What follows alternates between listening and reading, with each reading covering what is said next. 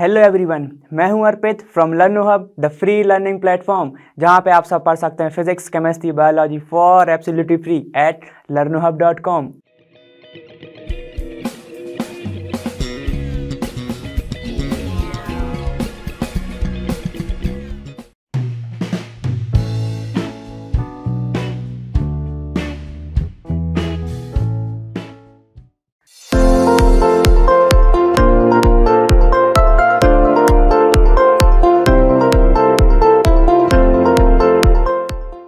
तो देखो हमारा पहला क्वेश्चन क्या है। देखो, which of the following pair will give displacement reaction. तो डिस्प्लेसमेंट रिएक्शन देता कौन है? जो ज़्यादा रिएक्टिव होता है और एक कम रिएक्टिव के बीच में होती है डिस्प्लेसमेंट रिएक्शन। ठीक है, उसमें होता क्या है कि जो लोअर एक्टिविटी सीरीज का होता है, रिएक्टिविटी सीरीज का होता है, जिसकी रिएक्टिविटी थोड़ी कम होती है, वो डिस्प्लेस हो जाता है किससे? जो स्ट्रांग होता है। ठीक, तो वो ऑर्डर क्या होता है?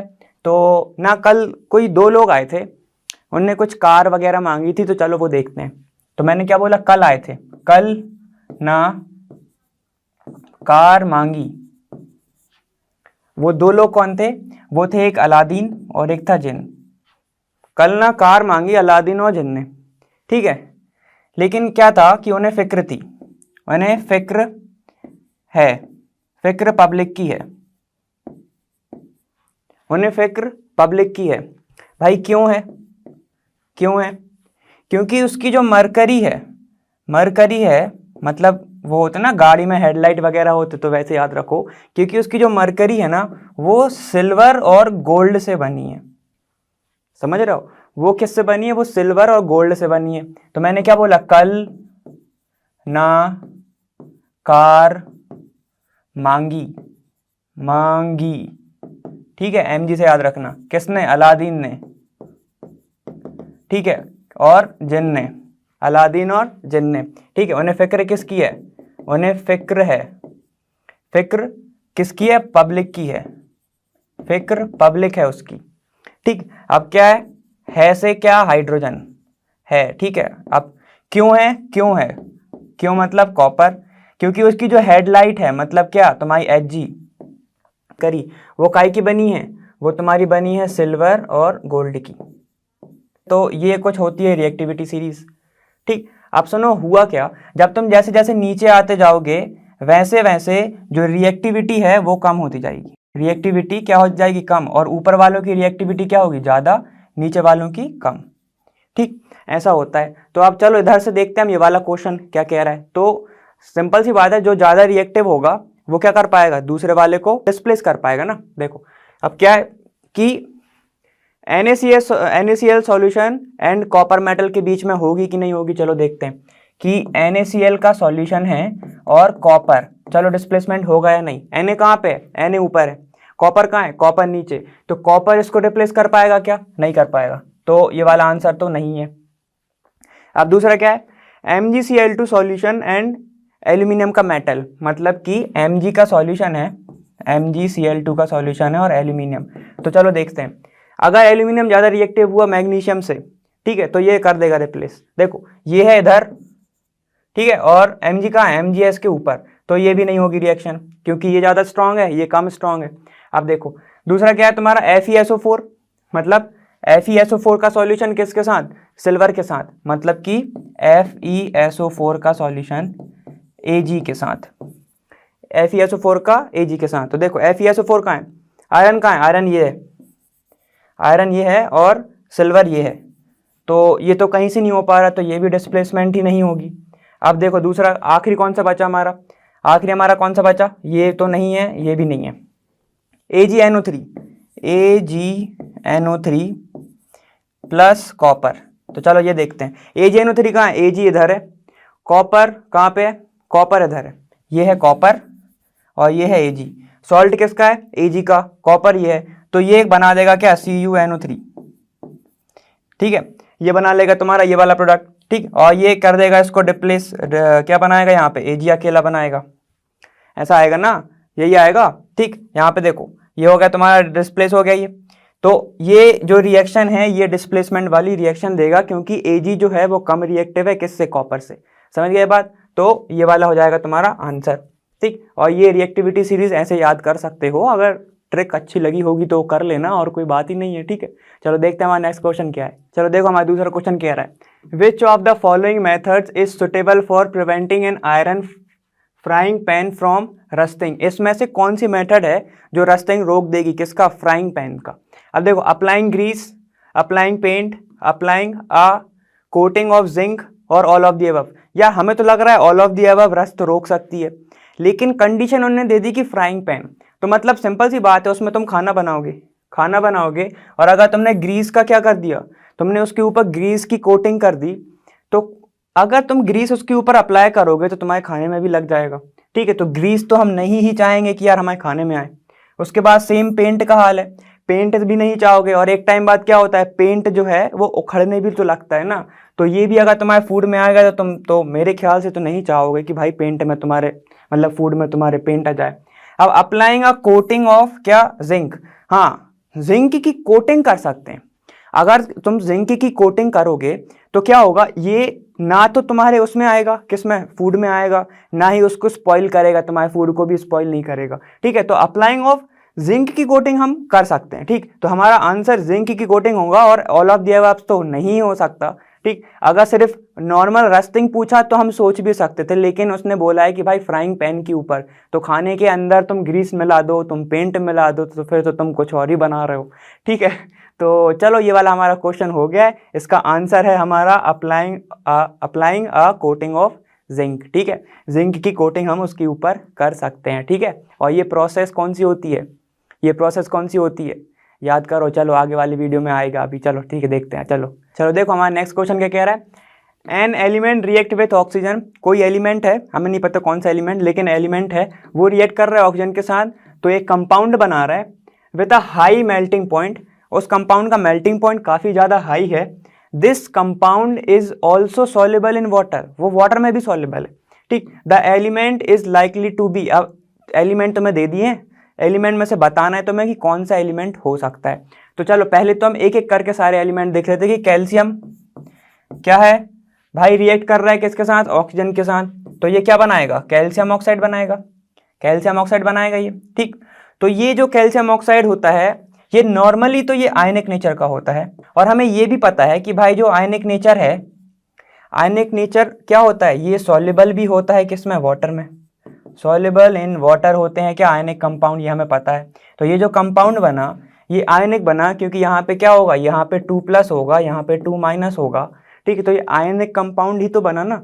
तो आयनिक कंपाउंड जो है वो किस में सॉल्युबल होते हैं, वाटर में सॉल्युबल होते हैं। तो जो कार्बन है, मतलब जो कैल्शियम है, ये ना थोड़ा बहुत क्या मैच कर रहा है क्वेश्चन से। तो चलो हम और आगे देखते हैं। अब आगे क्या है हमारा, कार्बन प्लस O2, तो हमें बहुत पहले से पढ़ते आ रहा है, ये क्या बनाता है, CO2 बनाता है, और गैस बाहर हो जाती है। CO2 इज अ गैस जो कि सॉल्युबल होती है क्या वाटर में, नहीं होती भाई, ठीक है। तो ये सॉल्युबल ही नहीं है वाटर में, तो ये तो मैच ही नहीं कर रहा, ठीक है। हमारा दूसरे पॉइंट से ये मैच ही नहीं कर रहा, ठीक। तो चलो ये भी नहीं है हमारा। अब दूसरी बार हम देखते हैं क्या, सिलिकॉन क्या होता है, SiO2, मतलब जब सिलिकॉन जो है क्या किसके साथ रिएक्ट करे, O2 के साथ, तो क्या देगा वो, SiO2, और SiO2 is insoluble in water, insoluble in water, ठीक। तो ये वाला भी मैच नहीं हो रहा है। उसके बाद तुम्हारा आयरन। अब यार आयरन का ऑक्साइड सबको पता है यार, आयरन अगर ऑक्सीजन के साथ रिएक्ट करता है, एक तो वो FeO बनाएगा, और अगर गलती से उसको मॉइस्चर भी मिल गया तो वो क्या बनाता था, Fe2O3.XH2O। पढ़ के आए हैं हम पहले, याद करो। ये क्या होता है, ये रस्ट होता है ना, ये रस्ट होता है। और रस्ट क्या, जब तुम पानी में डालते हो घुल जाता है क्या, अगर ऐसा होता तो हम जो फ्राइंग पैन पे सिर्फ पानी डालते, ठीक है, हम कोटिंग नहीं करते जिंक की, हम फालतू अपना पैसा नहीं फेंकते, ठीक। अगर ऐसा होता तो हम क्या करते, सिर्फ पानी डालते, अगर ये सॉल्युबल हो जाता हमारा रस्टिंग, तो समझ गए। तो ये हो सकता है क्या, ये भी नहीं हो सकता है, ठीक है। तो ये भी नहीं है। अब बचा हमारा सिर्फ कौन सा, एक कैल्शियम। तो calcium is the answer, calcium जो होगा वो तुम्हारा हो जाएगा आंसर। तुम रीजन लिख सकते हो उसके, कैल्शियम के। एक तो भाई वो आयनिक कंपाउंड बना रहा है, आयनिक कंपाउंड क्या है तुम्हारा, सॉल्युबल होता है किसमें, वाटर में, ठीक है। तो यही होगा तुम्हारा पूरा आंसर ही हो गया। और अगर ज़्यादा बताना हो तो बता देना, वो 2+ है, वो 2- है, ठीक। तो ये हो गया। और इसका मेल्टिंग पॉइंट भी ज़्यादा होता है, हमने पढ़ा है आयनिक कंपाउंड का मेल्टिंग पॉइंट भी ज़्यादा होता है, तो मेल्टिंग पॉइंट भी ज़्यादा और सॉल्युबल इन वाटर भी ज़्यादा। समझ गए बात? तो ये वाला हमारा क्वेश्चन हो गया है। चलो देखो अब दूसरा क्वेश्चन क्या कह रहा है हमारा। चलो देखो नेक्स्ट क्वेश्चन क्या है हमारा, देखो क्या है, food cans are coated with tin not with zinc. क्यों? जो फूड के जो कैंस हैं भाई वो कोट तो हो रहे हैं, लेकिन किससे हो रहे हैं वो भाई, टिन से हो रहे हैं, लेकिन जिंक से नहीं हो रहे हैं। अब ऐसा होता क्यों है, तो हमें वो बताने का ही। चलो तो हमारे ऑप्शंस क्या क्या कह रहे हैं। एक पहला ऑप्शन कह रहा है कि भाई जिंक जो है वो थोड़ा महंगा है, ठीक है, किससे, टिन से। तो एक ये कह रहा है, तो ये तो रीजन हो ही नहीं सकता क्योंकि प्रॉपर्टी मैटर करती है ना, ठीक। दूसरा क्या कह रहा है, zinc has a higher melting point than tin. ये तो बात ही नहीं हुई थी, ठीक है, मतलब मेल्टिंग पॉइंट ज्यादा है। चलो वो भी देखते हैं आगे। Zinc is more reactive than tin और zinc is less reactive than tin. तो अगर तुम खुद सोचो, तुमने फूड कैन क्या बनाया, चलो तुमने कुछ फूड कैन टाइप का कुछ ऐसा तुमने बना लिया, ठीक है, ये क्या है, फूड कैन है मान लो भाई, ठीक है, फूड कैन है। अब क्या है, ये तुम्हारा बना है अभी तो टिन से, ठीक है, और एक जो है वो तुम्हारा बना है Fe से, किससे, जिंक से, सॉरी, एक बना है जिंक से। अब तुम इसके अंदर, अभी तुम फूड कैन में कुछ भी रख सकते हो, हम कुछ भी रख देते हैं, मान लो हमने इसके अंदर कुछ रख दिया, ठीक है, और सेम इसके अंदर भी रख दिया, तो भाई टिन होता क्या है, टिन ना रिएक्टिविटी सीरीज में आता है नीचे। रिएक्टिविटी सीरीज में वो उसकी जो पोजीशन होती है, पोजीशन जो होती है उसकी, वो होती है नीचे, ठीक, और नीचे जो जिसकी पोजीशन होती है वो क्या होते हैं, वो होते हैं लेस रिएक्टिव, वो क्या होते हैं, लेस रिएक्टिव, ठीक। और जिंक आता है इनसे ऊपर। अब जब वो इनसे ऊपर आएगा तो उसकी रिएक्टिविटी क्या होगी, उसकी जो रिएक्टिविटी है वो होगी ज्यादा।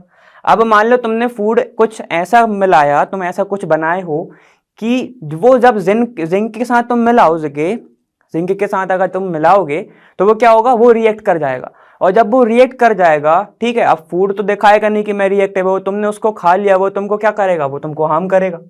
सिंपल सी बात है ना, ऐसी होगा, हो सकता है फूड ही डिग्रेड हो जाए, ये भी होता है, ठीक। तो ये जो है रिएक्टिविटी सीरीज और इनकी रिएक्टिविटी के कारण जिंक की रिएक्टिविटी होती है ज्यादा, टिन की होती है कम, इसलिए हम फूड कैन किसके बनाते हैं, हम बनाते हैं टिन का। तो आंसर क्या जाएगा, zinc is more reactive than tin. Less reactive की तो बात ही नहीं आती। जिंक हैज मेल्टिंग पॉइंट, तो हमें मेल्टिंग पॉइंट से मतलब नहीं है, क्योंकि हमें खाना रखना है, ठीक है, उसको रख के पिघलाना नहीं है ना, तो ये भी नहीं आती। तो चलो आंसर क्या होगा तुम्हारा, सी, ठीक। तो ये समझ गया ना बात।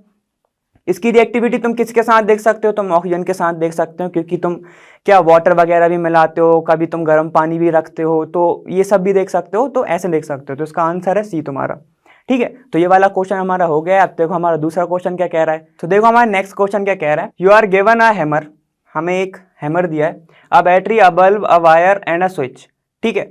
तो यार मेरे को तो इमेजिन मैंने ही कर लिया और तुम लोग ने भी कर लिया होगा कि जब बैटरी, बल्ब, वायर, स्विच दे दिया तो मैं ऐसे सर्किट ही बना सकता हूँ पूरा का पूरा। चलो देखो, तो अब क्या है, how could you use them to distinguish between samples of non metal and metal. Non metal और मेटल के बीच में हम इसको डिस्टिंग्विश करेंगे कैसे। तो हमें एक चीज पता है कि जो मेटल होती है वो क्या होते हैं, वो कंडक्टर होते हैं, ठीक, और हमारे पास पूरा सर्किट दिख रहा है हमें, ठीक। तो हम इसको क्या कैसे यूज कर सकते हैं, तो चलो हम यूज करते देखते हैं। पहले हमें दिया हैमर, तो हम सीधे लाइन वाइज चलते हैं, पहले देखते हैं हैमर। हैमर को अगर हम किसी, मतलब हैमर को नहीं, कोई भी अगर ऑब्जेक्ट दिया है तुम्हें, ठीक, और उसके ऊपर तुम क्या हैमर रखते हो, उसके ऊपर तुम हैमर ऐसे मारते हो और उसको तुम थिन बना देते हो, ठीक है, थिन बना सकते हो, तुम उसको शेप दे सकते हो, ठीक है। तो वो कौन सा, वो जो ऑब्जेक्ट है वो कौन सा होगा, मेटल। हमें पता है ना कि मेटल को हम कोई भी शेप दे सकते हैं, वो मेलेबल होता है। मेन पॉइंट क्या है, वो मेलेबल होता है, ठीक है, क्या होता है, वो मेलिएबल होता है, वो होता है मेलेबल, ठीक है। तो ये हो गई प्रॉपर्टी किसकी, मेटल की। और अगर कोई ऑब्जेक्ट है वो क्या हो रहा है, वो टूट जा रहा है, वो ब्रोक हो जा रहा है, तो वो क्या हो जाएगा, तुम्हारा नॉन मेटल हो जाएगा। तो एक हैमर का तो तुम्हारा हो गया। अब दूसरा आते हैं हम किस पे, हमारा दूसरा दिया तो मैं एक बैटरी दी है, तो सिर्फ बैटरी से हम कुछ नहीं कर सकते, बैटरी से कुछ नहीं कर सकते। अब तुम सिर्फ बैटरी ऐसे हाथ में पकड़े रहोगे, करंट तो लगेगा नहीं।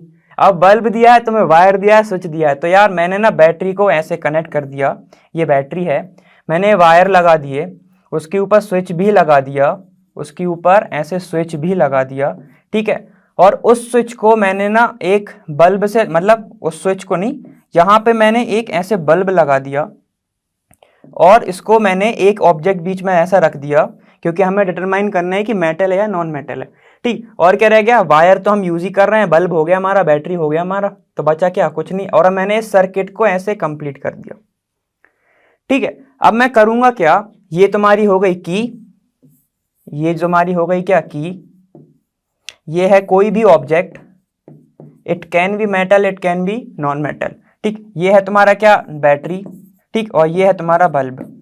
अगर अब तुम क्या करते हो, की को ऑन करते हो, ठीक है, और बैटरी तुम्हारी चलने वाली है, तो क्या होगा, यहां से इलेक्ट्रिसिटी फ्लो होगी।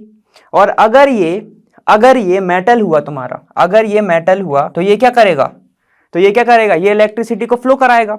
और जब इलेक्ट्रिसिटी को फ्लो कराएगा की को पुश करने के बाद, ऑन करने के बाद, तो क्या होगा, ये जो बल्ब है तुम्हारा ये क्या जलने लगेगा। मतलब अगर कंडक्ट कर रहा है तो वो तुम्हारा हो जाएगा मेटल। और इधर मैंने कुछ लगा दिया तुम्हारा नॉन मेटल। अगर मैंने इधर लगा दिया नॉन मेटल, तो यो भाई साहब ये चमक रहे थे, इधर जो बल्ब चमक रहे थे वो हो जाएंगे बंद। ठीक है, क्योंकि metal is non conductor. Metal क्या होते हैं, मेटल्स, जितने भी metals are non conductor of electricity, हम पढ़ते आ रहे हैं। ठीक है, तो ये हो जाएगा नॉन मेटल, तो हम इसको ऐसे डिस्टिंग्विश कर सकते हैं। ठीक है, तो मेटल हमने इसमें क्या जाना, एक तो मेलेबल जाना हैमर की हेल्प से, दूसरा एक पूरा सर्किट बना दिया था हमने, तो हमने इमेजिन कर लिया पूरा सर्किट है, तो उससे पता चला कि जो अगर मेटल होगा वो करेगा कंडक्ट, और अगर नॉन मेटल होगा वो क्या होगा, वो नॉन कंडक्टर होगा। समझ गए नहीं बात, इतना ही समझ जाओ कि अगर बल्ब जल गया तो मेटल, बल्ब नहीं जला तो नॉन मेटल। समझ गए बात, तो तुम ऐसे भी याद कर सकते हो कि मेटल METAL। ठीक है, देखो ये होता है मेलेबल। ठीक, एक होता है मेलेबल। ई से क्या होता है भाई, इलेक्ट्रिसिटी का इलेक्ट्रिक कंडक्टर होता है ये। ठीक है, ई से होता है तुम्हारा इलेक्ट्रिक कंडक्टर। अब टी से क्या होता है, टी से तुम याद कर सकते हो कि भाई वो ट्रांसफर करता है क्या, एनर्जी। मतलब हम ये बोल सकते हैं कि वो ट्रांसफर करता है हीट, ट्रांसफर हीट भी करता है। और मेटल हमें पता है कि मेटल इलेक्ट्रॉन भी ट्रांसफर करते हैं। ठीक है, ये भी पता है हमें। ठीक, और उसी से बनता है हमारा मेटेलिक बॉन्ड बनता है, याद आया ना, ऐसे कुछ भी होता है। चलो, तो टी से तुम क्या याद रख सकते हो, ट्रांसफर ऑफ इलेक्ट्रॉन भी याद रख सकते हो। ट्रांसफर ऑफ इलेक्ट्रॉन, अगर फ्लो हो रहा है इलेक्ट्रॉन तो इलेक्ट्रिसिटी का भी कंडक्टर हो जाएगा। तो ऐसे तुम क्या रिलेट करते जाओ, सब आते जाएगा। अब ए से क्या याद रख सकते हो तुम, ए से क्या याद रख सकते हैं हम, चलो पहले देखो लस्टरस, ये होता है लस्टरस। ए से क्या होता है कि ये थोड़ा सा डीप है, इसलिए मैं लास्ट में बताया कि थोड़ा सा डीप है, कि मेटल्स को, ज्यादातर जो मेटल्स हैं वो या तो क्या होते हैं, अल्कली मेटल, या उसको हम बोलते हैं अल्कली अर्थ मेटल, जो कि याद करो ग्रुप नंबर 1, ग्रुप नंबर 2 उनको ही बोलते हैं। तो तुम ऐसे याद रख सकते हो। ऐसा नहीं है कि इनके अलावा कोई मेटल नहीं होते, लेकिन ज्यादातर वही मेटल होते हैं और ज्यादा रिएक्टिव भी वही होते हैं। ठीक, ज्यादा नहीं मतलब रिएक्टिव होते हैं। तो ग्रुप नंबर 2, ग्रुप नंबर 1, तो तुम मेटल से ही याद रख सकते हो कि मेटल क्या होता है। समझ रहे हो, तो ये हमारा हो गया क्या, क्वेश्चन नंबर 5 नहीं हुआ है भाई, एक पॉइंट बचा है। सुनो क्या, अब हमें ये बताना है कि assess the usefulness of this test. मतलब हमने ये टेस्ट किया, इसका मतलब क्या निकला, distinguish between metal and non metal, इसका मतलब क्या निकला भाई। देखो पहले तो हमें इसकी पता चला कि वो कंडक्ट है, कंडक्टिविटी शो कर रहा है या नहीं कर रहा है कोई भी ऑब्जेक्ट जिसका हमने टेस्ट किया। और दूसरा पता चला कि अगर वो जो है शीट को हम थिन कर पा रहे हैं हैमर की हेल्प से, तो वो हमें पता चला कि उसकी मेलेबिलिटी है कि नहीं, उसके हमें क्या पता चला कि वो मेलेबल है कि नहीं। तो हमें अगर ये मैं तुमसे बोलूं कि यार हमने ना फिजिकल प्रॉपर्टी देख ली, तो हमें इस टेस्ट से क्या पता चला कि भाई हमने ना फिजिकल प्रॉपर्टी से उसको डिस्टिंग्विश कर दिया कि या तो वो मेटल क्या होगा, कंडक्टर होगा या नॉन कंडक्टर होगा, मेलेबल है या नहीं है। ठीक है, और वो सर्किट में यूज हो रहा है, जो ऑब्जेक्ट लिया था हमने याद आया, बल्ब जल रहा है तो मेटल है, नहीं जल रहा है तो वो क्या होगा, नॉन मेटल है। तो हमने कुछ ऐसे देख लिया, तो हमारा बी भी हो गया, हमारा ए भी हो गया। ठीक, अब हो गया है ये हमारा क्वेश्चन खत्म। ठीक है, तो अब देखो हमारा क्वेश्चन नंबर 6 कौन सा है। तो देखो हमारा नेक्स्ट क्वेश्चन क्या है, what are amphoteric oxide, give 2 examples of amphoteric oxide. Amphoteric oxide क्या होते हैं कि भाई वो ऑक्साइड, ठीक है, ऑक्साइड, ठीक, विच reacts with acid and base acid and base. ठीक है, जब वो वाले ऑक्साइड जो एसिड और बेस के साथ रिएक्ट करते हैं और देते क्या है, टू गिव्स या टू प्रोड्यूस एंड प्रोड्यूसेस क्या क्या देते हैं, वो बनाते हैं सॉल्ट प्लस वाटर। ठीक है, मतलब वो ऑक्साइड, एम्फोटेरिक ऑक्साइड को मैं अभी लिख रहा हूं AO, अगर वो एसिड या फिर बेस से रिएक्ट करते हैं तो वो देते हैं सॉल्ट, उसी मेटल का सॉल्ट, और देते हैं वाटर। ठीक, तो ये होते हैं तुम्हारे एम्फोटेरिक ऑक्साइड, मतलब कि उनकी रिएक्टिविटी दोनों में होती है। ठीक है, इसका बेस्ट एग्जांपल तुम्हारा कौन सा होता है, एल्यूमिनियम। एल्यूमिनियम जब क्या होता है, एल्यूमिनियम जब रिएक्ट करता है HCl के साथ, मतलब ये क्या हो गया तुम्हारा, एसिड हो गया, तो ये क्या देता है, AlCl3 प्लस यहां से क्या निकलेगा, H2O, क्योंकि ये ऑक्साइड है ना भाई, Al2O3 है ना, ये समझ रहे हो ना, इसलिए। अब सेम Al2O3 जब NaOH के साथ रिएक्ट करता है तो ये क्या बनाता है, ये बनाता है तुम्हारा 2NaAlO2 प्लस फिर से H2O बाहर। ठीक है, समझ गए, ये बनाता है ऐसा। और सेम होता है, इसका नाम क्या होगा, सोडियम, Na सोडियम और एल्यूमिनेट, सोडियम एल्यूमिनेट। ठीक है, इसका नाम होगा सोडियम एल्यूमिनेट। और इनका तुम्हें पता ही कि एल्यूमिनियम क्लोराइड और वाटर तो सेम है। अब सेम ही तुम्हारा ऐसे बनाएगा कौन सा, जिंक। जिंक के जो ऑक्साइड होते हैं वो भी क्या होते हैं, वो भी जब एसिड या बेस के साथ रिएक्ट करते हैं तो वो भी एक सॉल्ट बनाता है। ठीक है, और एक बनाता है वाटर। ठीक है, तो ये हो गया तुम्हारे दो एग्जाम्पल, एक हो गया तुम्हारा Al2O3 मतलब क्या, एल्यूमिनियम का ऑक्साइड, और दूसरा हो गया तुम्हारा जिंक का ऑक्साइड। एक मैंने बता दिया है, सेम रिएक्शन है। अब तुम लोग ZnO की करके दिखाओगे, मतलब तुम लोग कॉपी में कर लेना बिल्कुल ईमानदारी के साथ। ठीक है, पॉज कर लो वीडियो को और इसको बना के दिखा दो।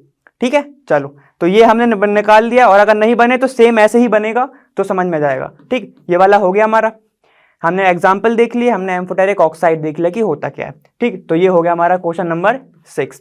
चलो देखो क्वेश्चन नंबर 7 क्या है। देखो क्वेश्चन नंबर 7 क्या है तुम्हारा, कि name 2 metals which will displace hydrogen from dilute acid. ठीक है, उसी के एसिड से, and 2 metals which will not. वो मेटल्स जो भाई क्या कर दें, उसको डिस्प्लेस कर दें, और वो जो ना कर पाए। तो यार किसी को फिक्र थी ना कार वगैरह की, तो याद करो फिक्र क्या थी, फिक्र पब्लिक है से क्या था, हाइड्रोजन। ठीक है, क्यों है फिक्र पब्लिक है, क्यों है, क्योंकि उसकी जो क्या थे, मरकरी थी, उसकी जो मरकरी थी वो बनी थी किससे, सिल्वर और गोल्ड से। यही थी ना रिएक्टिविटी सीरीज, ऐसी कुछ तो थी, याद आई, यही थी ना। फिक्र उनकी किसकी थी भाई, फिक्र है उनको पब्लिक की, फिक्र पब्लिक है। क्यों है, क्योंकि उसके जो थे। अब तुम सोचो, हमने ये बताया था कि ऊपर वाले क्या होंगे, रिएक्टिव ज्यादा होंगे, और नीचे वाले रिएक्टिव थोड़े से कम होंगे, यही बताया था, ऊपर वाले रिएक्टिव ज्यादा।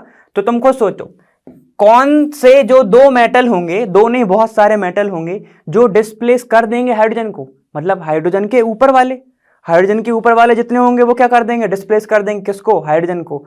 और हाइड्रोजन के जो नीचे वाले रहेंगे वो उसको डिस्प्लेस नहीं कर पाएंगे। तो तुम बहुत सारे एग्जाम्पल उसमें लिख सकते हो।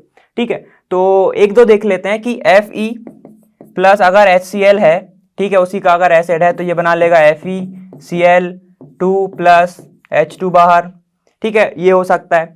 अब अगर मैं तुमसे बोलूं कि भाई Ag, ठीक है, HCl है और Ag है, तो ये रिएक्ट नहीं होगा, ये डिस्प्लेस ही नहीं कर पाएगा, क्योंकि देखो हाइड्रोजन है इसमें ज्यादा रिएक्टिव, और जो तुम्हारा Ag है वो है कम रिएक्टिव। ठीक है, तो तुम ये सब लिख सकते हो क्या, जो डिस्प्लेस कर पाएंगे वो कौन कौन से होगा, Fe हो गया तुम्हारा, Pb हो गया तुम्हारा, Pb जो कि क्या होता है, लेड है, वो हो गया तुम्हारा। ठीक है, और क्या हो सकता है, ऊपर के और हो सकते हैं, वो कल ना मांगी, कल ना कार मांगी, तो वो सब भी हो सकते हैं। और उसके जो नहीं कर पाएंगे वो कौन से हो जाएंगे, ये कर पाएंगे, जो डिस्प्लेस कर पाएंगे ये वो है। ठीक है, और जो नॉट डिस्प्लेसेबल है वो मतलब जो नहीं कर पाएंगे वो कौन से हो जाएंगे तुम्हारे, Ag हो जाएगा, ठीक है, Au हो जाएगा, Hg हो जाएगा तुम्हारा मरकरी। ठीक है, तो ये सब हो जाएंगे तुम्हारे ना करने वाले। ठीक, तो 2 मेटल विच विल नॉट, वो जो हो जाएंगे, तुमने 3 लिख दिए, 2 की जगह तुमने 3 लिख दिए, एक्स्ट्रा नंबर। ठीक, और जो विच विल तो वो क्या है भाई, Fe और Pb और बहुत सारे ऊपर के। समझ गए बात। जो हाइड्रोजन से ज्यादा रिएक्टिव वो कर पाएंगे डिस्प्लेस, जो नहीं है वो नहीं कर पाएंगे डिस्प्लेस। समझ गए बात। चलो बहुत अच्छे। अब देखो दूसरा क्वेश्चन क्या है हमारा। चलो देखो क्वेश्चन नंबर 8 हमारा क्या है, in electrolytic refining of a metal M, एक मेटल है M, उसकी इलेक्ट्रोलाइटिक रिफाइनिंग करनी, तो what would you take as the anode, ठीक है, और द कैथोड। इलेक्ट्रोलाइट में तुम कौन सा लोगे भाई, कैथोड, और कौन सा लोगे एनोड, और इलेक्ट्रोलाइट कौन सा लोगे वो बताना है। तो चलो वो होती कैसे भाई, एक होता है पूरा का पूरा वेसल, ठीक है, यहाँ पे कुछ पड़े रहते हैं इलेक्ट्रोड, ऐसे कुछ इलेक्ट्रोड वगैरह पड़े रहते हैं, और अंदर होता है कौन सा, इलेक्ट्रोलाइटिक सॉल्यूशन। याद आया, याद आ रहा है, याद आ रहा है। और ये किससे कनेक्ट रहता है, ये कनेक्ट रहता है किससे, बैटरी से, ठीक है। अब उन्होंने बोला तुम एनोड क्या लोगे भाई, अगर कोई मेटल M है, ठीक है, इसका ही एक होगा क्या, इम्प्योर फॉर्म, एक इम्प्योर मैटर, यही है ना इलेक्ट्रोलाइटिक रिफाइनिंग में हम प्योर लेके आते हैं ना, ठीक है। तो क्या होगा, जो इम्प्योर होगा, जो क्या होगा, इम्प्योर मेटल है, तो उसको लोगे तुम एज अ एनोड, और जो प्योर मेटल है, जो प्योर मेटल है उसको लोगे तुम एज अ कैथोड। समझ गए बात, उसको लोगे तुम एज अ कैथोड। तो जो इलेक्ट्रोलाइट का जो सॉल्यूशन होगा, इलेक्ट्रोलाइट जो सॉल्यूशन होगा वो कौन सा होगा, वो उसी का सॉल्ट सॉल्यूशन होगा, सॉल्ट सॉल्यूशन होगा। समझ गए बात, ये बात समझ गए। अब मान लो अगर ये एनोड है, अगर मान लो ये एनोड है, तो ये क्या होगा कि भाई यहां से आयंस जाएंगे, इधर के आयंस जाएंगे, तो जो इम्प्योरिटी है, इम्प्योरिटी क्या होगी, वो इधर इनसॉल्युबल होगी पूरे सॉल्यूशन। मान लो ये इम्प्योर है, ठीक है, इतना इम्प्योर है, वो सॉल्यूशन में जाके चली जाएगी और वो डिसॉल्व नहीं हो पाएगी। और जो आयंस आएंगे, जो आयंस आएंगे इलेक्ट्रोड जिससे बना हुआ है, मान लो अगर सिल्वर का है, ठीक है, जो सिल्वर के आयंस आएंगे वो क्या हो गए, वो डिसॉल्व हो जाएंगे, ठीक। तो जो इम्प्योरिटी है वो क्या होता है ज्यादातर कि वो ना एनोड के पास पे आके ऐसे ऐसे जम जाती है, इसको ही हम बोलते हैं एनोड मड। मड मतलब तो पता ही है भाई, इम्प्योर मतलब कीचड़, समझ रहे हो। तो ये होता है एनोड मड, ठीक है। तो कुछ इस तरह से हम लेंगे कि एनोड को क्या लेंगे, इम्प्योर, कैथोड को लेंगे प्योर, ठीक है। इलेक्ट्रोलाइटिक सॉल्यूशन सॉल्ट सॉल्यूशन ही होगा, सिंपल सी बात है। अगर हमने दूसरा ले लिया तो वो क्या नहीं कर पाएगा, वो कंडक्ट ही नहीं कर पाएगा। फिर होता है एनोड मड, जो क्या होता है, जो इम्प्योरिटी है वो किसके बॉटम पे आ जाती है, बॉटम सेटल डाउन हो जाती है, एकदम बॉटम पे आके सेटल डाउन हो जाएगी, किसके बॉटम पे, एनोड के। तो एनोड के साइड पे है तो इसलिए हम उसको बोलते हैं एनोड मड। समझ गए बात। तो ये होता है हमारा इलेक्ट्रोलाइटिक रिफाइनिंग, और जो सॉल्यूशन बचता है उसमें क्या होते हैं, इम्प्योर क्या होते हैं, आयंस होते हैं जो कि सॉल्युबल होते हैं सॉल्यूशन में। समझ गए, ठीक।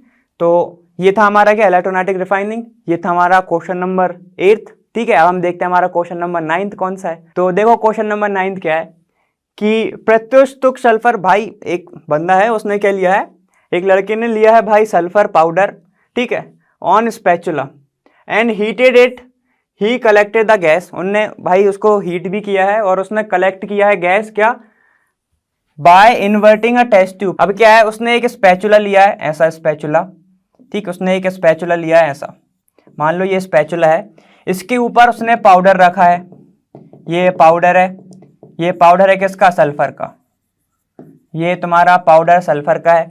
अब उसने क्या बोल रहा है क्वेश्चन कि भाई उसने हीट किया है उसको, ठीक है। तो ये मान लिया हमने, ये तुम्हारा बुनसन बर्नर है, ठीक है, ये बर्नर है, ये कर रहा है हीट, ये डेल एच लिख दिया मैंने, हीट, ठीक है। अब इसको हीट कर रहा है। अब क्या हो रहा है, फिर इसने जो गैस बन रही है, इससे जो गैस बन रही है वो उसने कलेक्ट कर ली किस में, टेस्ट ट्यूब में, इन्वर्टेड टेस्ट ट्यूब में। तो वो क्या हो गई, जो गैस है वो इधर आके डिपॉजिट हो गई। अब चलो ये तो हो गया, उसने एक्सपेरिमेंट किया, अब उसने देखा क्या, what will be the action of gas on, क्या एक्शन होगा ड्राई लिटमस पेपर पे। पहली बात तो उसने गैस को कलेक्ट किया है ना, तो गैस जो है वो लिटमस पेपर पर, ये सुन लो अच्छे से, गैस जो है वो लिटमस पेपर पर कोई भी एक्शन नहीं देगी, नो एक्शन। क्यों नहीं देगी, क्योंकि भाई वो डिसोसिएट नहीं हो रही है, समझ रहे हो, वो डिसोसिएट नहीं हो रही है। जब डिसोसिएट नहीं होगी, आयंस के फॉर्म में नहीं आएगी, तो लिटमस पेपर पे कैसे देगा वो भाई, लिटमस पेपर है तो इंडिकेटर ही ना, याद आया, लिटमस पेपर इंडिकेटर है, एसिड बेस रिएक्शन याद आ रही है तुम्हें, ठीक है, एसिड बेस रिएक्शन। चलो तो ये होता है तुम्हारा ड्राई लिटमस पेपर पे कोई एक्शन नहीं आएगा, ठीक है, वो गैस है। दूसरी बात, मॉइस्ट लिटमस पेपर पर क्या होगा? तो यार देखो वो सल्फर है, ठीक है, और सिंपल सी बात है, उसने जब क्या फायर किया होगा, जब उसने गर्म किया होगा तो ऑक्सीजन की प्रेजेंस में किया होगा, तो सल्फर प्लस ऑक्सीजन मिलके बनाते हैं SO2।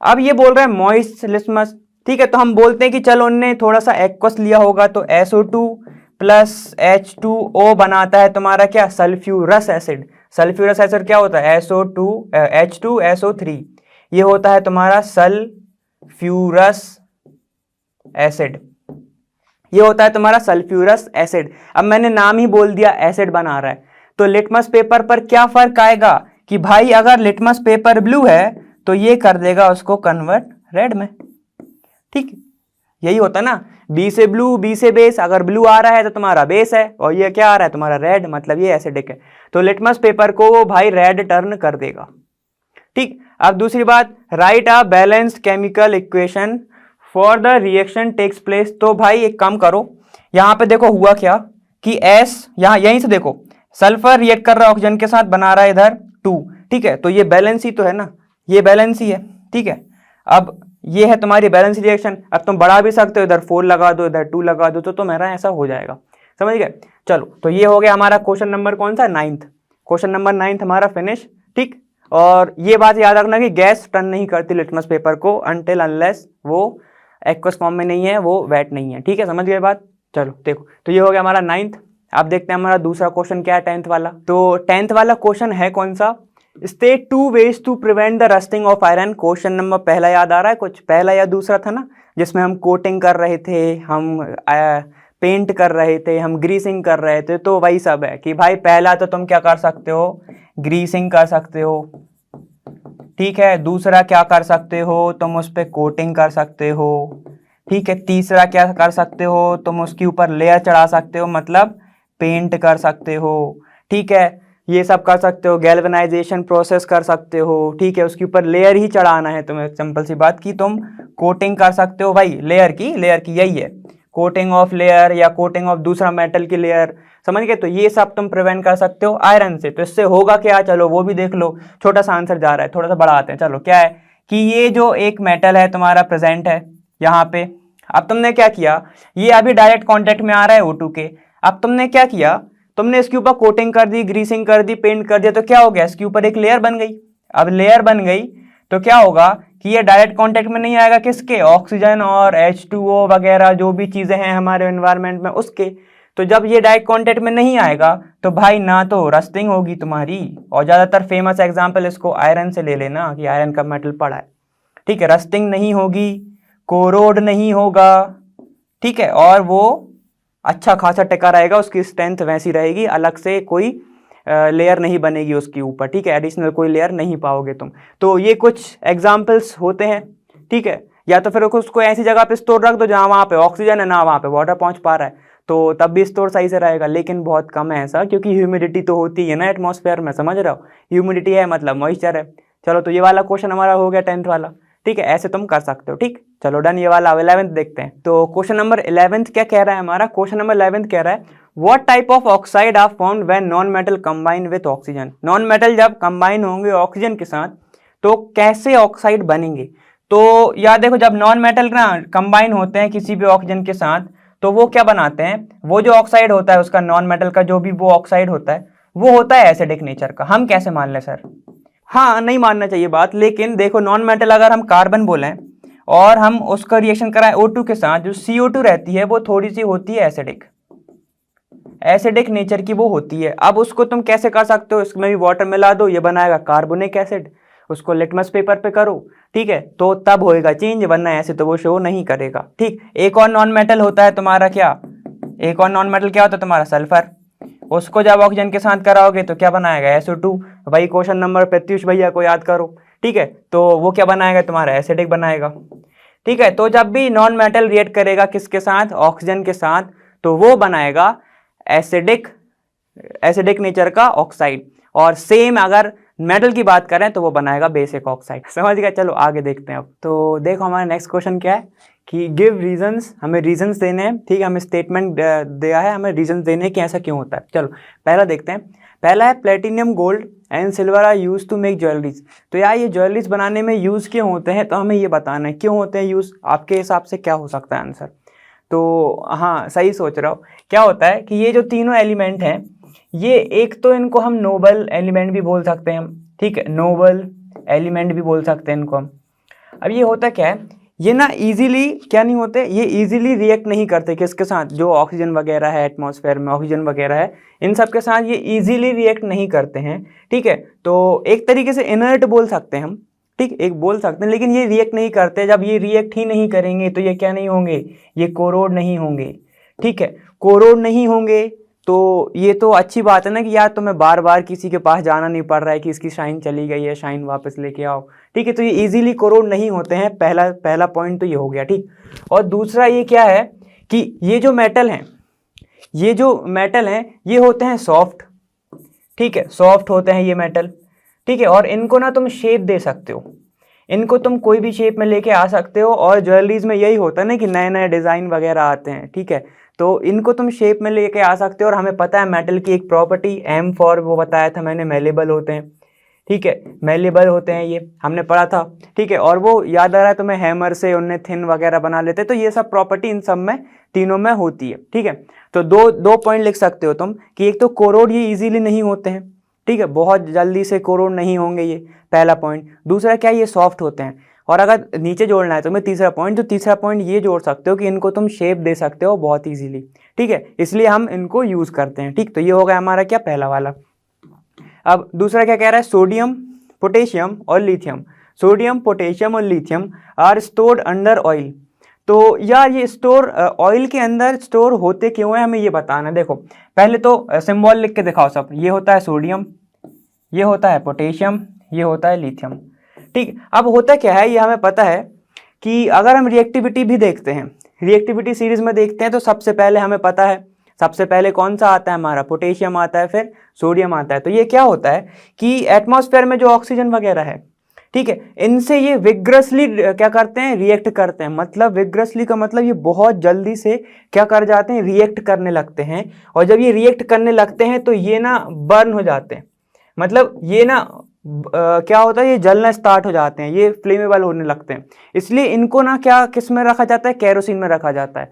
और इनको कांटेक्ट में नहीं लेके आते हैं हम ज़्यादातर, तो किसको, ऑक्सीजन वगैरह में या H2O वगैरह में, इसलिए हम स्टोर नहीं करते हैं, ठीक है। तो ये हो गया इसका रीज़न, ठीक। तो इसको याद रखना कि इसको केरोसिन में रखते क्यों है, क्योंकि ये ज़्यादा रिएक्टिव होते हैं, ऑक्सीजन से बहुत जल्दी जाकर रिएक्ट कर जाते हैं, ठीक। अब थर्ड पॉइंट क्या बोल रहा है हमारा, थर्ड पॉइंट बोल रहा है aluminium is highly reactive metal. हाँ ठीक है, एल्यूमिनियम बहुत ज़्यादा रिएक्टिव मेटल है, हम मानते हैं। Yet it is used to make utensils for cooking. तब भी हम जो बर्तन वगैरह रहते हैं उनको बनाने के लिए यूज़ करते हैं, मतलब जो खाने वगैरह पकाने वगैरह के लिए जो चीज़ें होती ना, कहते कि हमने पैन लेके आए हम, कुछ कुकर वगैरह, तो वो एल्यूमिनियम के क्यों बने रहते हैं। तो पॉइंट तो वैलिड है, ठीक है। हमें पता होना चाहिए क्या होता है कि जो एल्यूमिनियम है ये जब रिएक्ट करता है ना ऑक्सीजन के साथ, तो ये क्या बना लेता है, एक एल्यूमिनियम अपना ऑक्साइड बनाता है, ये हमें पता है। एल्यूमिनियम क्या बनाता है, अपना ऑक्साइड बनाता है। तो ये जो ऑक्साइड है ना, ये बहुत ज़्यादा क्या होता है, ये बहुत ज़्यादा स्टेबल होता है। अब जब ये स्टेबल होगा, ठीक है, तो ये क्या करेगा, मान लो ये एल्यूमिनियम है, ये एक एल्यूमिनियम है, ठीक है। अब इसने रिएक्ट किया, इसने ऊपर एक क्या बना लिया, इसने ऊपर लेयर बना लिया किसका, एल्यूमिनियम ऑक्साइड का, जो कि सबसे ज़्यादा स्टेबल होता है। अब स्टेबल है, मान लो ये एल्यूमिनियम था, अब यहाँ पे ऑक्सीजन आएगा, यहाँ पे H2O आएगा, लेकिन वो सबसे पहले किसके कांटेक्ट में आएगा, वो सबसे पहले कांटेक्ट में आएगा इस लेयर के। और ये लेयर कहाँ तक नहीं पहुँचने देगा, वो जो आ रहे हैं ऑक्सीजन और हाइड्रोजन वगैरह या वाटर वगैरह, ये इस पूरे इसके अंदर, इसके पास तक नहीं पहुँचने दे रहे हैं ना, वो यहीं पे रोक लेगा, अपर लेयर पे ही रोक लेगा वो।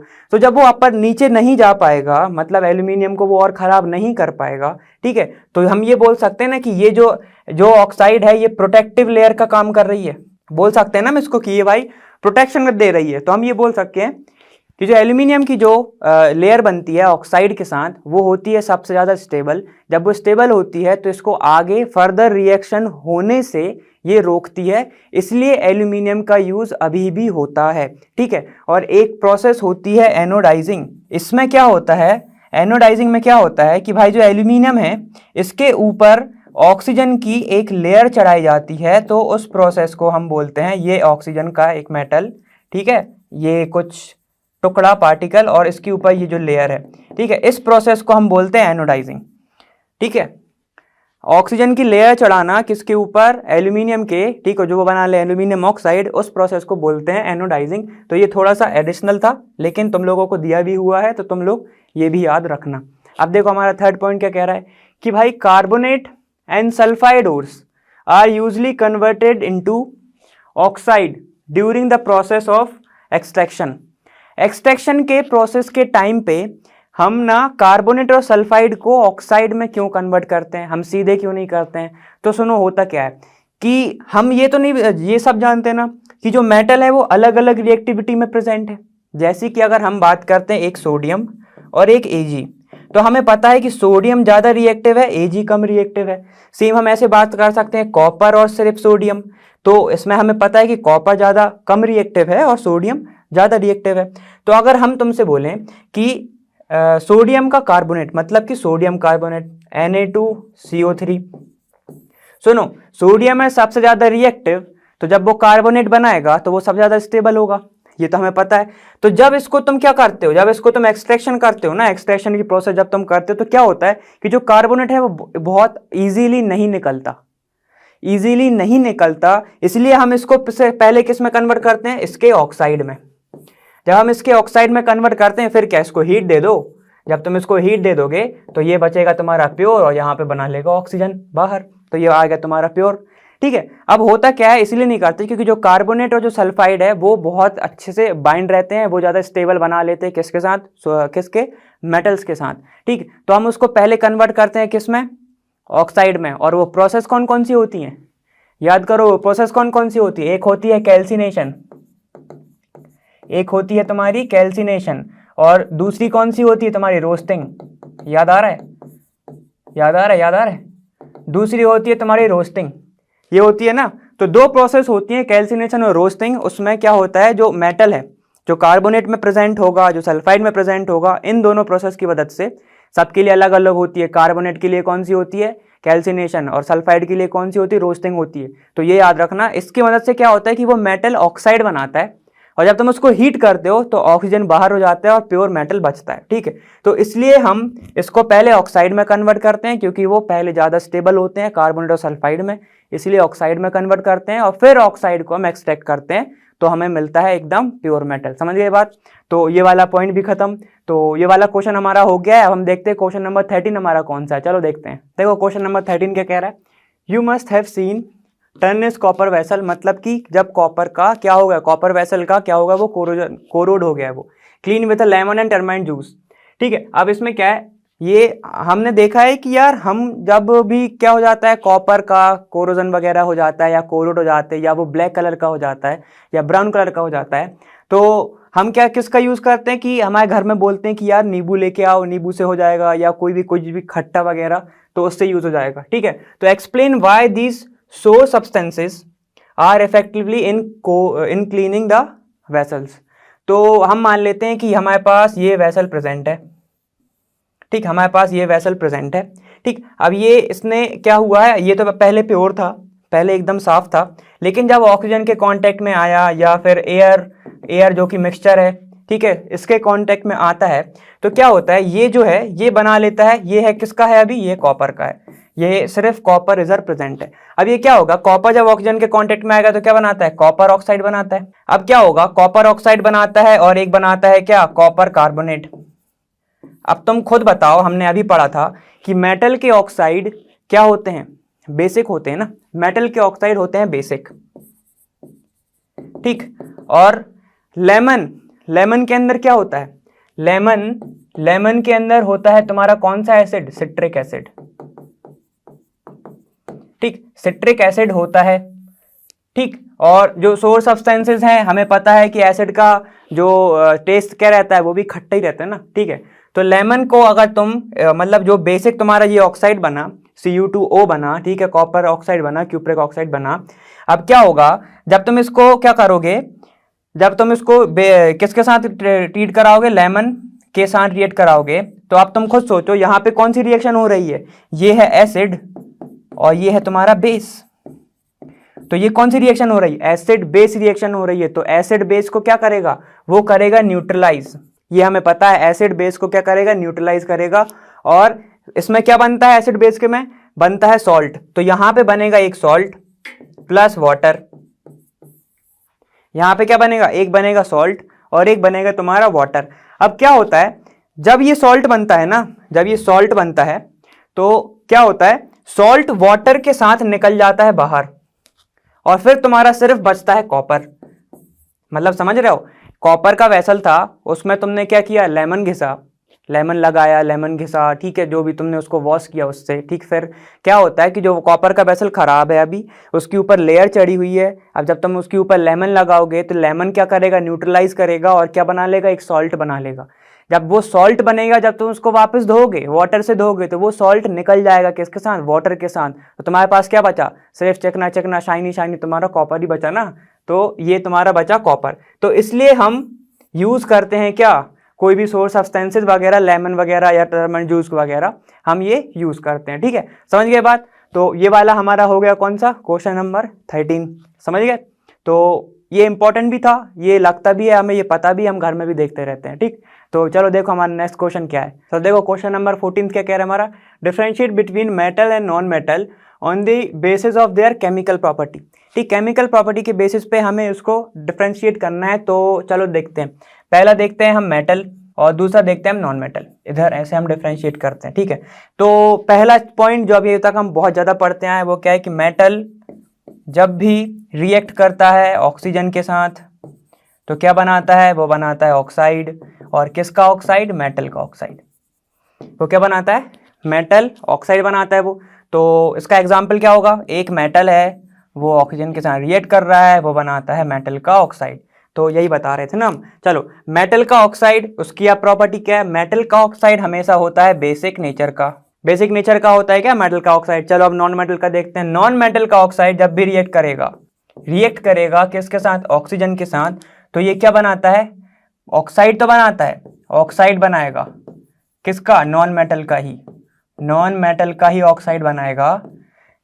लेकिन इसमें सिर्फ चेंज ये है कि ये जब बनेगा तो ये बनेगा एसिडिक नेचर का, एसिडिक नेचर का। इसके एग्जाम्पल हमने देखे थे, क्या था, S+O2 देखा था हमने, तो क्या था वो, SO2 बना रहा था। और एक और था CO2, तो ये बना रहा था CO2।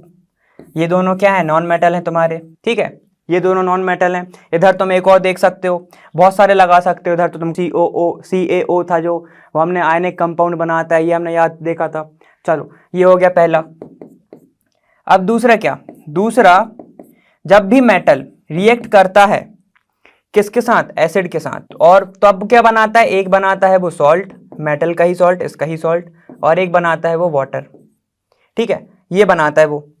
अब देखो कैसे, जैसे कि Na है प्लस एसिड HCl है, तो ये क्या बनाएगा भाई, ये बनाएगा NaCl प्लस, क्या होता है, वाटर नहीं निकलता, H2 गैस लिबरेट आउट हो जाती है, यहाँ पे निकलेगा H2 गैस बाहर, ठीक है। एक बार और देख लो कि मेटल ऑक्साइड जब मेटल जो है वो एसिड के साथ जब रिएक्ट करेगा तो वो बनाएगा एक सॉल्ट, ठीक है, और H2 गैस तुम्हारी जो हो जाएगी बाहर। चलो दूसरा देखो, अगर हम HCl की जगह पे हम दूसरा कुछ ले लें तो तब क्या आएगा, जैसे कि मेटल अगर K प्लस H2SO4 ले लेते हैं हम, मान लो, तो ये क्या बनाएगा तुम्हारा, K2SO4 बनाएगा प्लस, और क्या बनाएगा तुम्हारा, H2 गैस बाहर।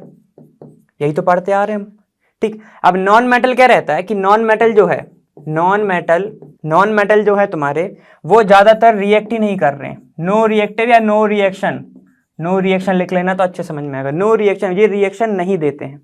समझ गए बात। अब देखो दूसरा पॉइंट, जब भी मेटल किसके साथ रिएक्ट करेगा, तुम्हारे बेस के साथ, जैसे कि अगर तुम्हारा सोडियम है और वो KOH के साथ रिएक्ट कर रहा है, ठीक है, तो क्या बनेगा तुम्हारा, इधर बने, ये तो डिस्प्लेसमेंट टाइप की रिएक्शन हो जाएगी ना, ये क्या कर देगा, डिस्प्लेस कर देगा, यहाँ पे क्या बनाएगा, NaOH प्लस फिर से H2 गैस बाहर, तो सेम होगा, ठीक। यहाँ पे क्या होगा, ये बेस के साथ कंपाउंड बहुत बड़ा बनाते हैं, ठीक है, ये कंपाउंड बड़ा बनाते हैं, जैसे कि नॉन मेटल का चलो रिएक्शन इसका नो कंपाउंड कॉम्प्लेक्स कंपाउंड बनाते हैं, ये कॉम्प्लेक्स कंपाउंड। ठीक, फोर्थ पॉइंट देखो, फोर्थ पॉइंट क्या है, फोर्थ पॉइंट क्या है, जब कभी भी इधर लिख रहा हूं मैं, फोर्थ पॉइंट क्या है तुम्हारा, जब कभी भी मेटल जो है वो रिएक्ट करेगा किसके साथ, H2O के साथ, तो ये क्या बनाता है, मेटल हाइड्रोक्साइड, मतलब MOH बनाएगा और H2 बाहर, ऐसा होगा। जैसे कि अगर हम देखते हैं क्या, वही Na प्लस H2O, तो ये बनाएगा क्या, NaOH प्लस H2 बाहर।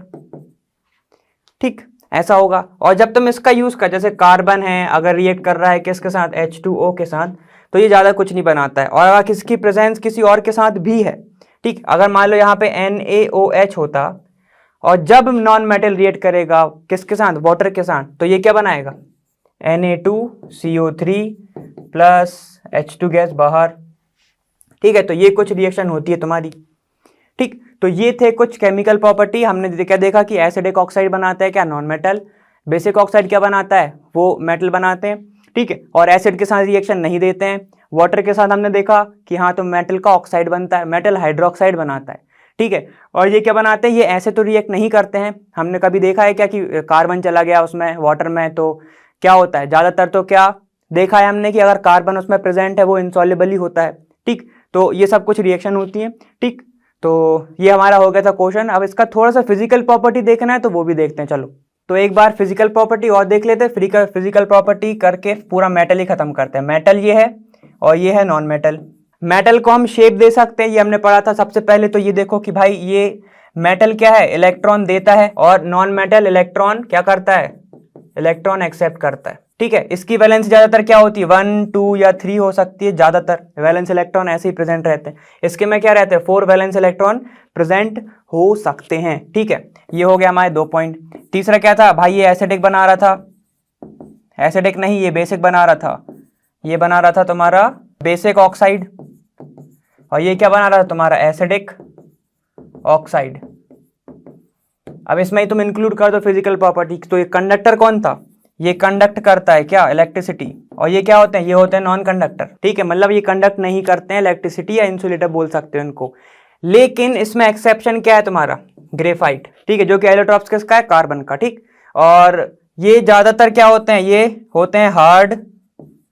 ठीक, हार्ड, और इसमें क्या होता है, ये होते हैं हार्ड, मतलब कि ये सॉलिड फॉर्म में रहते हैं, ज्यादातर सॉलिड फॉर्म में रहते हैं। लेकिन इसका एक्सेप्शन है मरकरी, मरकरी जो कि लिक्विड फॉर्म में रहता है। ठीक है, चलो, और क्या है इसका, मेलेबल होते हैं, ये डक्टाइल होते हैं, लस्टरस होते हैं, ये सब पता है। और ये सब नहीं होते हैं, ये मेलेबल नहीं होते, ये लस्टरस नहीं होते, ये शाइन नहीं करते। लेकिन अब ये मत बोलना डायमंड तो शाइन करता है भाई। ठीक है, हाँ, तो ये सब कुछ प्रॉपर्टी हो गई हमारी। ठीक, अब हम देखते हैं हमारा दूसरा क्वेश्चन कौन सा है। चलो, तो हमने बहुत सारे क्वेश्चन देख लिए हैं। ठीक है, अब मैं ये सोच रहा हूँ कि एक मैं आपको कहानी सुनाता हूँ। ठीक है, देखो होता क्या है कि मैं ना घर पे था, तो ये होता है कि एक बंदा आता है, ठीक, और वो कहते हैं कि मैं जो वगैरह सोना वगैरह को जो साफ़ करने वाला नहीं होता, कि ज्वेलरीज को चमकाने वगैरह वाला हूँ। ठीक है, तो वो अपने आप को ये बताता है कि मैं ना क्या करूँगा कि मैं आपकी जो ज्वेलरी वगैरह है उसको मैं एकदम चमका दूंगा, जो आपको क्या है, जो अभी चमक नहीं रहे हैं आपके, थोड़ा कालापन आ गया है, ठीक है, शाइन नहीं बची है वो, तो वो क्या कहते हैं कि मैं चमका दूंगा। तो क्या रहता है कि एक जो लेडी रहती हैं हमारे जो बाजू में रहती हैं, ठीक, तो वो कहती है कि वो बहुत खुश हो जाती हैं कि यार चलो मेरे सोने की चमक वापस आ जाएगी। तो वो कुछ ऐसा कुछ कहती हैं कि ठीक है, एक काम करो आप ना, ये लो मेरे, ये उन्हें दे देते हैं, वो अपने ऑर्नामेंट वगैरह दे देते हैं, ज्वेलरीज वगैरह दे देती हैं। ठीक, तो कि चलो ये आप साफ़ करके दे देना। तो अब होता क्या है, जब वो साफ़ करता है ना, ठीक है, चमक तो वापस आ जाती है, एकदम चमकने लगता है। तो जो लेडी हैं वो दूर से जब देखती हैं तो कहती है कि वाह, मेरे तो वापस फिर से चमक आ गई है। ठीक है, तो अब होता क्या है कि जब वो देखते हैं उनका वेट, जो उनकी ज्वेलरी का जो वेट था वो कम हो जाता है। तो देख रहे हैं आप, तो ये वो थोड़ा कम हो जाता है। तो ये होता क्यों है, ये मेरे से भी पूछा, ये उनने दूसरे से भी पूछा।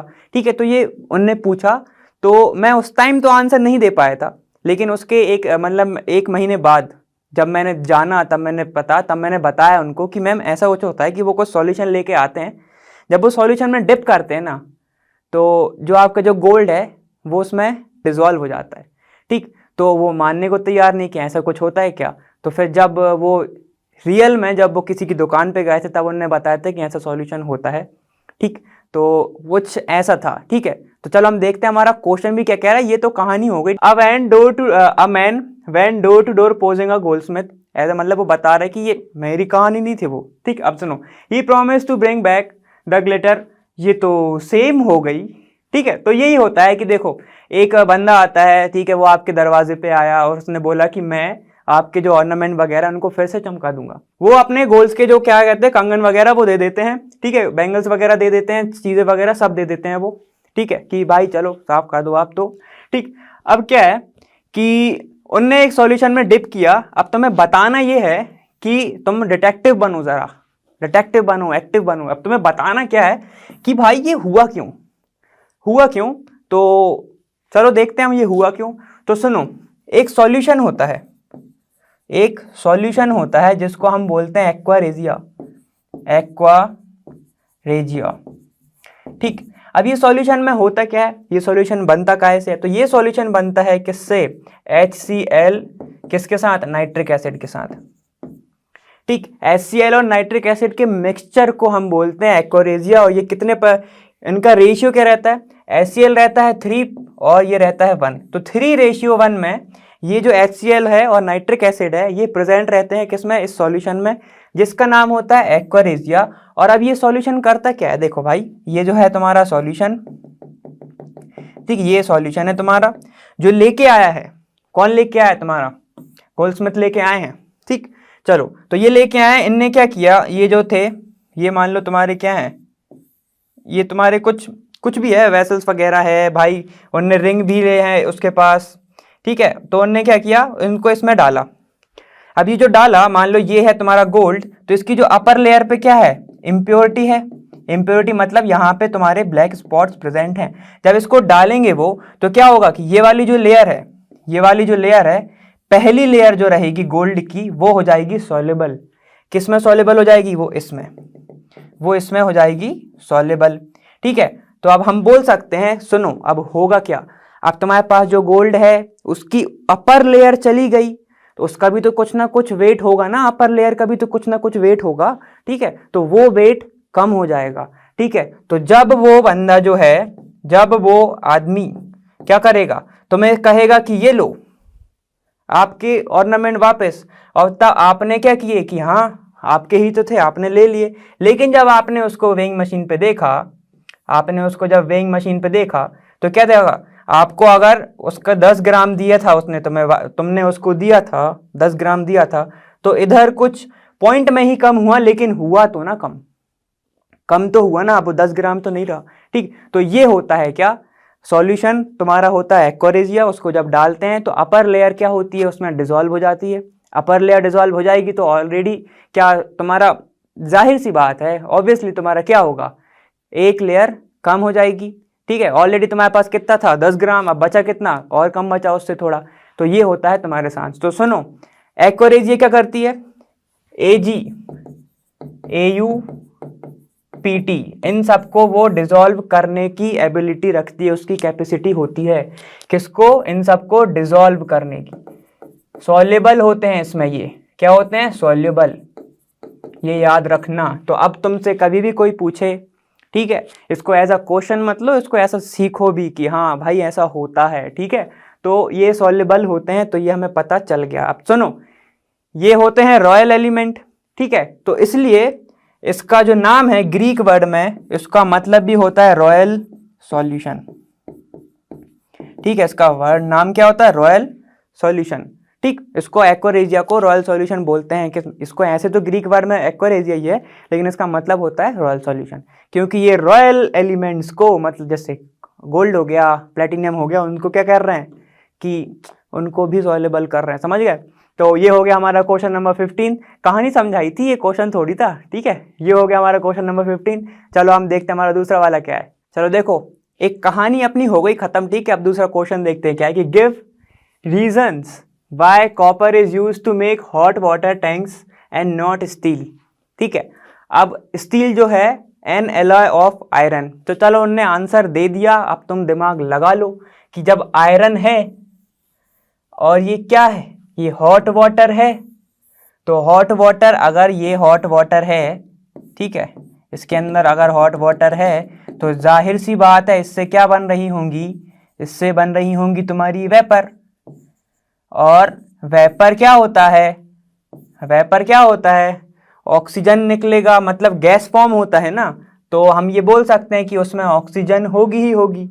और वो हॉट वाटर है तो मॉइस्चर तो उसके अंदर है ही प्रेजेंट, ठीक है, मॉइस्चर उसके अंदर है ही प्रेजेंट ना। तो अब सुनो, अगर हम स्टील से बनाएंगे जो कि किसका अलॉय है, आयरन का, तो सुनो, iron plus O2 plus moisture, moisture मतलब तुम्हारा वाटर तो है ही, ठीक है, तो ये क्या बना देगा, ये बना देगा तुम्हारा Fe2O3.XH2O। इस वीडियो में मैंने इसका शायद 2 बार तो नाम ले ही लिया होगा, ठीक है, तो इसका नाम अब मैं नहीं बताऊंगा कि ये इधर क्या हो गया आयरन के साथ, ठीक है, अब गैस कर लो तुम लोग कि ये क्या हो गया इसके साथ, ठीक। तो इसलिए कॉपर का बनाया जाता है, देखा हमने कॉपर को देखा भी नहीं, आंसर हो गया हमारा, क्योंकि सिर्फ हमने देखा हॉट वाटर और आयरन, ठीक है। तो इससे तुम्हारा पूरा रीजन ही आ गया कि अगर भाई आयरन का बन गया, ठीक है, हॉट वाटर में के अंदर ऑलरेडी क्या गैसेस, हॉट जब वेपर बनेगा तो गैस फॉर्म में जाएगा, गैस फॉर्म में रहेगा तो O2 तो रहेगा ही रहेगा, O2 रहेगा, मॉइस्चर तो ऑलरेडी है ही है। और अगर आयरन से बन गया, ठीक है, आयरन से अगर बन गया तो पानी में क्या होगा, ज़्यादा रस्ट ज़्यादा होगी, कोरोजन ज़्यादा होगा, मतलब जो पार्टिकल है अंदर जो है ना, लेयर बन जाएगी किसकी, एकदम लेयर ब्राउन कलर की बन जाएगी, जो कि क्या होती है, नाम नहीं लूंगा मैं, ठीक है, समझ गए बात। तो सुनो, ये हो गया हमारा कॉपर, इसलिए यूज होता है क्योंकि वो ये टाइप की प्रोसेस नहीं करता है, ठीक है, समझ रहे, मैं नाम नहीं ले रहा हूं, समझ जाना, ये टाइप की प्रोसेस नहीं करता है, तो इसलिए हम कॉपर का यूज करते हैं, समझ गए बात, ठीक है, चलो बहुत अच्छे। तो ये था हमारा रीजन, कॉपर का यूज इसलिए होता है, आयरन का नहीं होता है, समझ गए बात, चलो ठीक है। तो इसी के साथ हमने ये वाला चैप्टर भी देख लिया है, ठीक है, एक सस्पेंस छोड़ दिया है मैंने, ठीक है, वो तुम लोग सॉल्व कर लेना कि वो लास्ट वाले क्वेश्चन में क्या हुआ था, कि क्या वो रस्टिंग तो नहीं थी, क्या वो कोरोजन तो नहीं था, ठीक है, ऐसा कुछ तो नहीं था, वो तुम लोग देख लेना बाकी, ठीक है। और जिसको आंसर बन गया था तो वो बहुत अच्छे, और जिसने अगर अभी तक देख रहा है तो वो समझ गया होगा कि वो प्रोसेस क्या थी, ठीक है। तो अच्छा हुआ ये वाला चैप्टर हमारा खत्म हो गया, अब हम देखेंगे दूसरा चैप्टर जो कि आपका आने वाला चैप्टर, वो देखते हैं, उसमें मैं ही रहूंगा, ठीक। तो मैं हूं Arpit from Learno hub, free है पर बेस्ट है।